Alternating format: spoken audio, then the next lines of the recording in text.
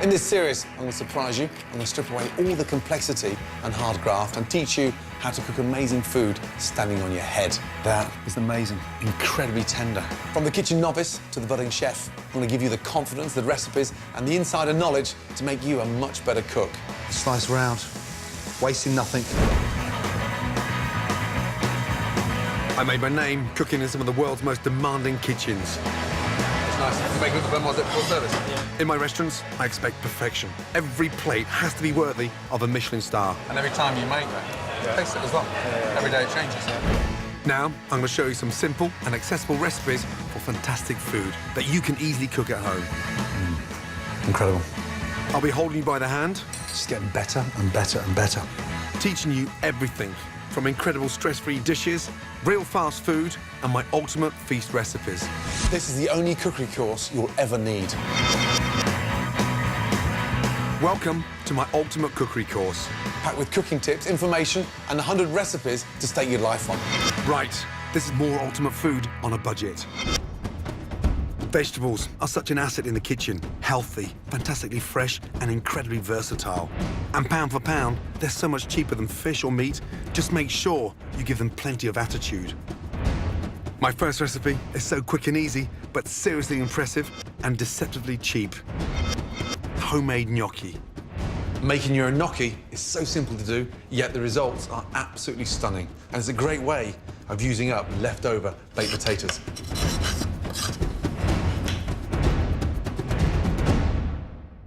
You can make gnocchi just with flour and eggs. However, the potato gives it that nice, light, sort of creamy, fluffy texture. Just cut them in half. Take your spoon and scoop the inside of those potatoes. I'm using leftover baked potatoes, but this really works as well with leftover boiled potatoes. Two choices. You can get a fork and sort of mash the potato and get it nice and light and fluffy, or this little gadget, it's called a ricer. I suppose it's a posh word for a potato masher. Just squeeze gently. You can see how nice and light it is, almost like fluffy little strands of potato. You can do this when the potatoes are hot. It'll go through the ricer so much quicker. Just slice that off there. Now, a nice spoon of ricotta in. A little touch of salt and pepper. It's really important to season the mixture as we go along, otherwise the gnocchi becomes really bland. Flour over the ricotta, sieved so there's no lumps. One delicious egg. Give that a little whisk. Now, make a little well in the centre. You want a nice, soft, pliable ball of dough. Give that a really good mix. Get some thyme flowers in there. And this thyme is light, fragrant, and it's just a really nice herb. And with the ricotta, it tastes brilliant. Just pick the little tips of the thyme flowers. Next, flour your hands generously and knead the mixture into a dough. Fold in and push, and basically what it's doing is get it nice and smooth. As it starts to get a little bit wet, then just add a little touch of flour, but we want something really nice and soft. Now, don't overwork it. It stops the gnocchi from expanding when it hits the pan. That's exactly what I want. A nice, sort of soft, fragrant ball. Cut the ball in half. Lightly flour the hands and just roll it gently. And just think of a big, long cigar. The mixture will start getting a little bit sort of wetter, but do not add lots of flour. Now, lightly flour the knife, so when you slice the gnocchi, it doesn't stick. Cut the dough into bite-sized pieces. Just take your finger, dip it in the flour, and push down. Why? I want my gnocchi to look like a pillow. And for me, the most important part there is that not one of them are identically the same shape. Water on. Bring it up to the boil. A little touch of olive oil in there. Lightly flour your hand. Lift up the gnocchi. In to the rolling boiling water. Turn that pan to stop them from sticking at the bottom and let them simmer. And they start to sort of tell you they're cooked when they start floating. Get a pan on, get that nice and hot. Now they're just starting to come up to the top, and you can continue cooking them like that. I like blanching them in the water, taking them out, and then frying them. To study the gnocchi, heat olive oil in a frying pan. Gently lift up and look. They've doubled in size. Drain it. Get rid of the excess water and straight in to the hot pan.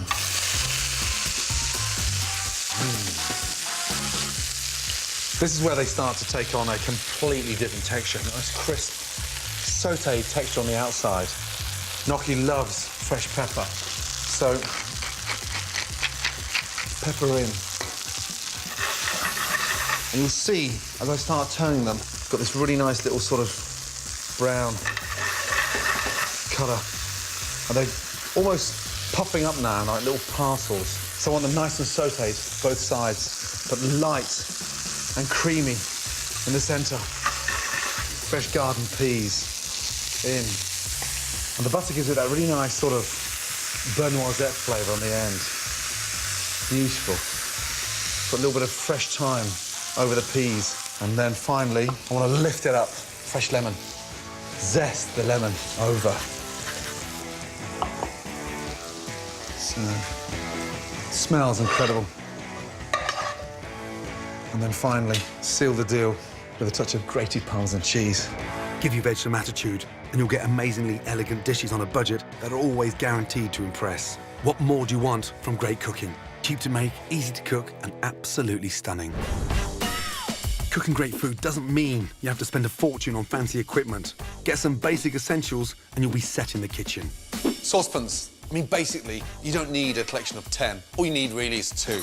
A medium-sized one, followed by a large one. A small pan's great for sauces, heating liquids or rice, whereas your large pan gives you space, perfect for pastas, stews, or when you're cooking in bulk, which keeps costs down. Made from copper to stainless steel. Find what's right for you and always get a lid, which helps heat the pan up as quickly as possible. And the secret behind a great saucepan is the heavier the bottom, the more heat it will conduct. The thinner the bottom, the more chance you've got actually burning your food. Buy the best saucepans you can afford. Take good care of them and they'll last you years, saving you money in the long run.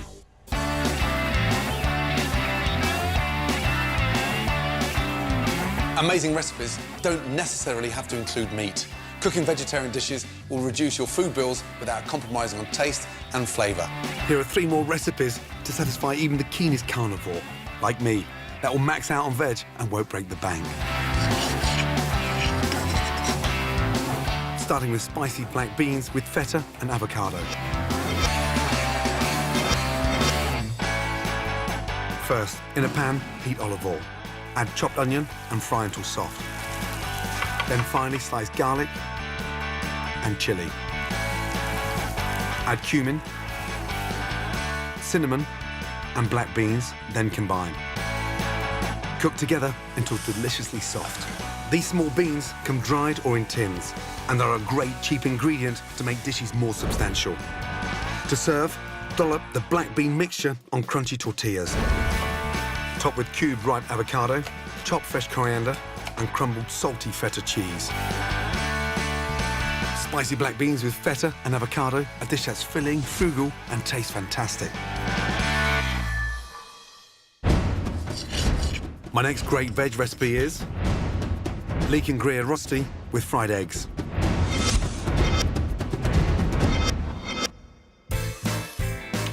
In a hot pan, sweat shredded leeks along with a knob of butter and season. Next, grate parboiled potatoes and gruyere, a hard Swiss cheese with a great nutty flavour. Then combine with the softened leeks. In a pan, heat oil and a little butter. Spoon in the potato, leek and cheese mix. Cook gently until golden and crisp underneath. Then slide onto a plate, flip over and return to the pan to finish cooking. Finally, for the perfect topping, fry 2 eggs and place them on top of the rosti. Top with fresh tarragon. Leek and gruyere rosti with fried eggs, a simple but substantial dish that makes the most of hearty root veg. A dish that takes as much time to write on a blackboard as it does to cook. Chickpea, cumin and spinach koftas with tahini dressing. In a blender, put tinned chickpeas, cumin seeds, paprika and turmeric, and blitz to a paste.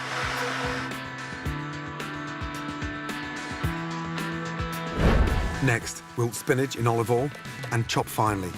Then add to the chickpea mixture. Sprinkle in gram flour, made from finely ground chickpeas, then shape golf ball-sized chunks of the mixture using a spoon and rest in the fridge. When ready to cook, heat oil in a frying pan. Shallow fry the koftas until golden brown on all sides. Then rest them on kitchen paper to absorb any excess oil. For an easy dipping sauce, mix yogurt with a dollop of tahini and a squeeze of lemon. Then stir in freshly chopped coriander. A mouth-watering dish that's perfect for sharing. Chickpea, cumin and spinach koftas with tahini dressing.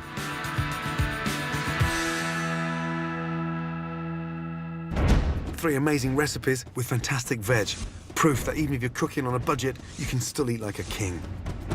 Incredible. Coming up on my ultimate guide to cooking on a budget, how to get the most from your ingredients. There's a lot of flavour in the skin, so don't worry about peeling the fruit. All about shopping for perfect potatoes. Cook them simply, proper flavours. It doesn't get any better. And a delicious apple dish to stake your life on. Look at it. A delicious but very simple crumble. Beautiful.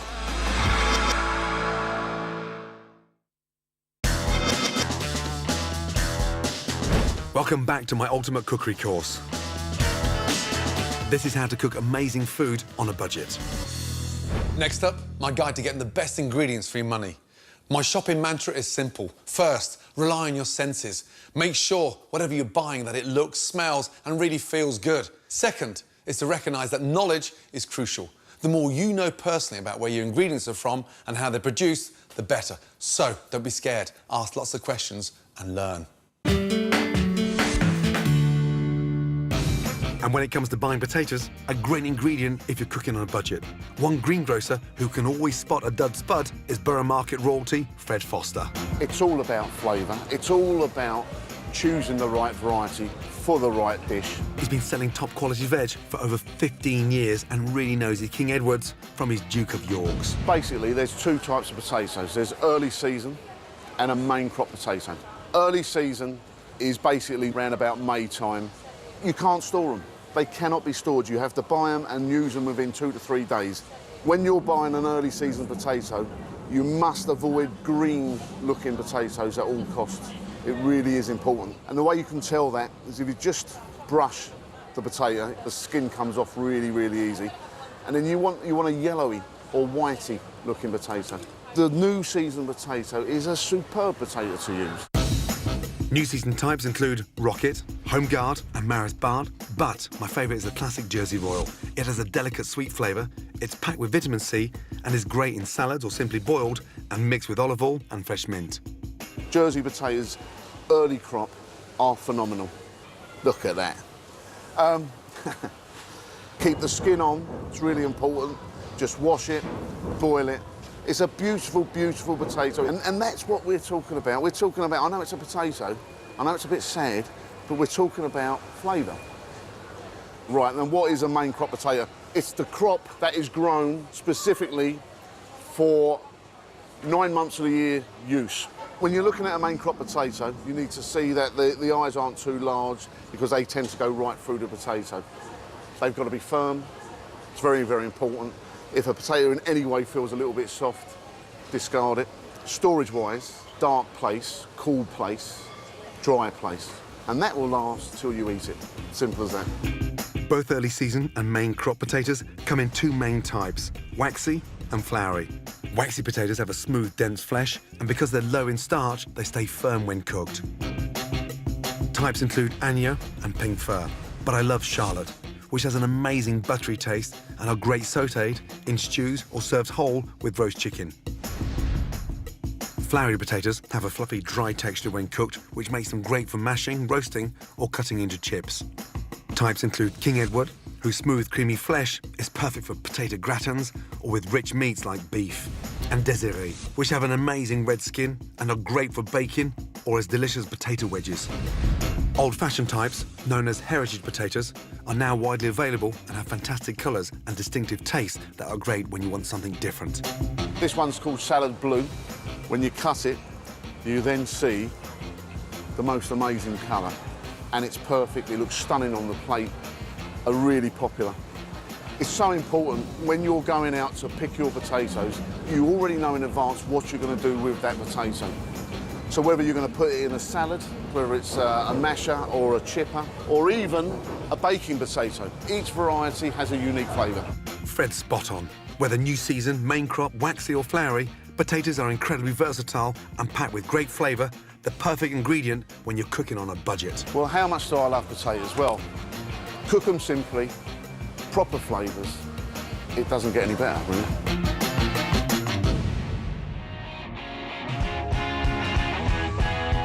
Like all chefs, for me there's nothing better than seasonal produce at its peak. When fruit and veg is fresh, in season and fantastically ripe, I can't wait to get back in the kitchen. To get the most out of your cooking, always use ingredients in their prime. My next recipe is a proper British classic that's super simple to cook and costs next to nothing. A delicious apple crumble. Crumbles are the perfect way to use fruit when it's in season. There's lots of it about, it's nice and cheap, but most importantly, the fruit's at its absolute best.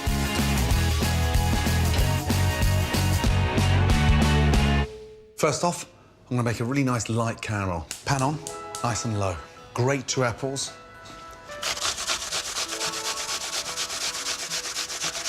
And this helps to almost sort of pure the apple so much quicker. There's a lot of flavour in the skin, so don't worry about peeling the fruit. Whether it's pears, plums, peaches, the flavour's in the skin. Nice. To start the caramel, a couple of tablespoons of sugar.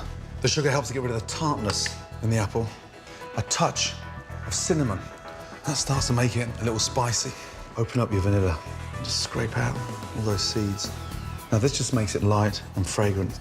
All those seeds in to the sugar. When making caramel, be patient and always swirl the dish instead of stirring it. When the sugar goes brown, add the apple.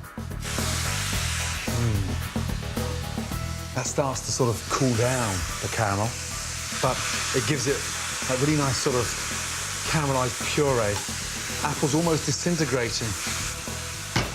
Smells incredible. Turn the gas down. Slice up 2 apples. It's a crumble that's got no frills. Straightforward, no faffing around, no peeling of the skin. I want them to sort of stand out from the caramel. Apples in. Now those nice thick chunks of apple are sort of almost bedding itself into the puree. Dried cranberries gives it that nice sort of shock in the texture. Sweet and chewy. I want it to sort of taste zesty, spicy, so sit the lemon zest on top of your apples and cranberry. Fresh lemon juice over. And that just gives that extra acidic kick. Takes the cranberries, the apples, the caramel, and the cinnamon to another level. Turn the gas off. Just let that sit. And let's concentrate on the crumble. Flour in. A couple of tablespoons of demerara sugar. Sugar helps to get the topping nice and crispy. Butter in. Give that a nice little sort of rub. What we're looking for is like a breadcrumb mixture. Lightly season it with a touch of cinnamon. And the demerara sugar sort of helps to get a nice fine crumble mix, and it stops the butter from sort of melting in that flour. So that's the basic crumble mix, but I'm not finished yet. Muesli. 2/3 crumble, 1/3 muesli. Mix that in. If you haven't got muesli, then crunchy granola works brilliantly too. Lovely. Now, start off in the centre and work your way around. I want the crispiness on the top, the puree on the bottom with the caramel, and then the texture in the centre. A good tip, turn the gas back on. I want it bubbling before it goes in the oven, because then you just got to cook the top. So as soon as you see that caramel starting to bubble down the side, in she goes. Let's go.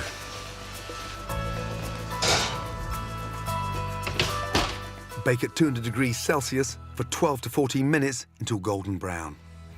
Smells amazing. Beautiful. Still bubbling. And look at it. A delicious but very simple crumble with apples at their absolute best. Beautiful.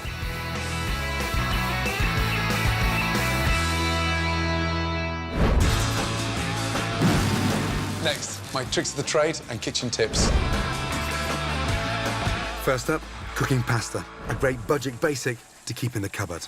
It can be easily undercooked or overcooked. Here's how to do it properly. First, water in, nice large pan to make sure the pasta's got sufficient room to cook evenly.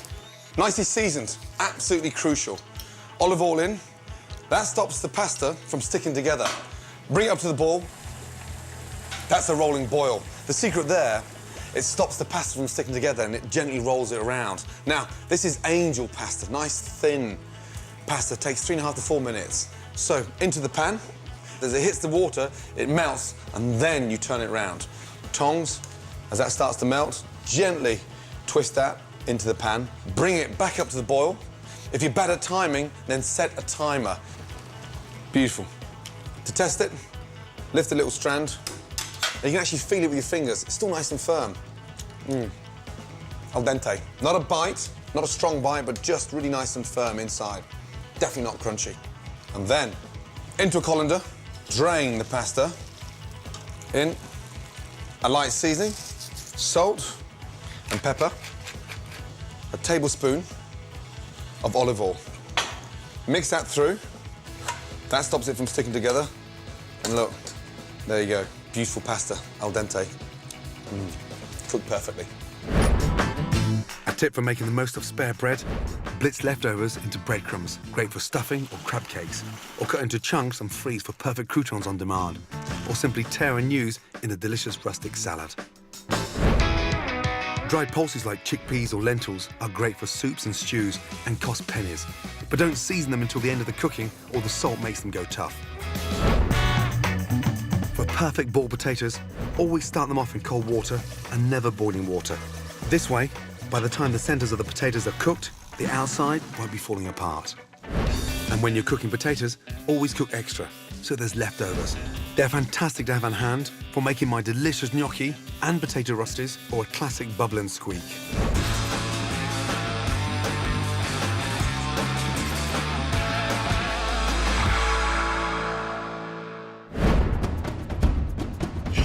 Follow my ultimate cookery course, packed with key lessons, top tips, and 100 recipes to stake your life on, and you'll literally be cooking yourself into a better chef. To collect selected recipes from the show, go to my scrapbook at channel4.com/Gordon. Go on, get cooking. Next time, my ultimate guide to stress-free cooking, more great kitchen tips. With the skin being removed from underneath the salmon, the pin bones come out a lot easier. How to shop for the very best pork. With a pig, there really is nothing to waste. The trotters even are really good flavour. And more magnificent recipes you can stake your life on. Wow, they smell incredible. Beautiful. What do we actually stuff in our gobs? Difficult to swallow secrets are revealed in Food Unwrapped tonight at 8. Next though, here on 4, it's Come Dine With Me.